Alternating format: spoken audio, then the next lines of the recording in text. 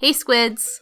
Today we'll be looking at routes for another classic in Splatoon, SaltSpray Rig. As we talked about in our previous video, callouts are important for your team, so we'll be looking into some important callouts and ways to acquire control of significant locations. Let's start off with identifying the pivotal areas of the map: the mid, zone, court, back wall, bottom, elevators, and crates.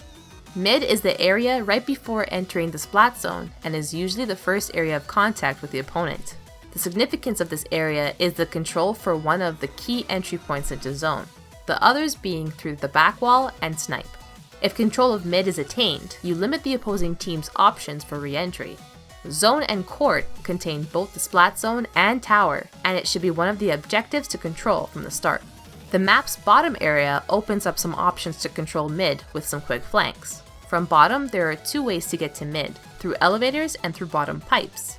Elevators are a common way to go since you can hide in ink as the elevator rises to mid, but it can be somewhat predictable, working against you. Pipes are a more surprising flank and can get you a better angle relative to your opponents for some possible splats. In all three competitive modes, another key position arises: crates. Located north of zone, this area allows easy access for teammates to return to the action with super jumps or through placements of beacons in the area. But having control of crates does have its weaknesses. Crates can get your comrades in quickly, but it also enables your opponents to claim all the other turf of the map, limiting your options and enclosing you into this position. If this happens, you may find yourself back at your spawn having to cover ground again, wasting valuable time, so make sure you have your teammates covering the other key areas as well.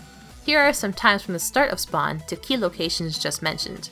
It takes 9.5 seconds to mid, 15 seconds to crates, 12 seconds using the front ledge to flank via bottom pipes, 12.5 seconds to use elevators to flank if you catch it on time, and 10 seconds to enter through the zone entrance. Tower control presents some slight changes, including an important riser that can lead to each other's back walls. This riser allows for easier access to take out pesky chargers or squelchers that may be perched there. The whole section at zone is also good for bouncing walls onto the tower to get some push out into mid. Another map change to point out is that both tower control and Rainmaker have risers that lead from zone to mid. This offers offense options for those pushing from zone to get into mid to fend off awaiting opponents, especially in tower control. Rainmaker mode on SaltSpray is a match of high risks and high rewards, with the addition of the wall leading up to the Rainmaker's goal point. This wall can make for some surprisingly quick matches considering the Rainmaker is on mid and the distance of this wall isn't far. An Inkling can quickly jump off when noticing that their opponents are distracted and speedrun the Rainmaker for their team.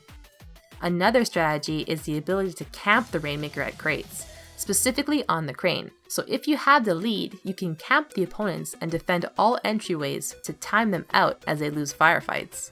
For sportsmanship's sake, I'd say to avoid this in random squad battles, unless you want to emphasize the salt in SaltSpray Rig. Last bit of advice is that Low Street and Baron can be used to build up specials to allow for one more push in case the opposing team has way too much control over zone. Charging up a special is one way to attempt a comeback from a tightly controlled mid and zone on this map, since the area is rarely occupied.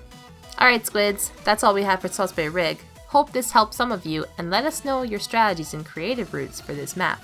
Stay fresh!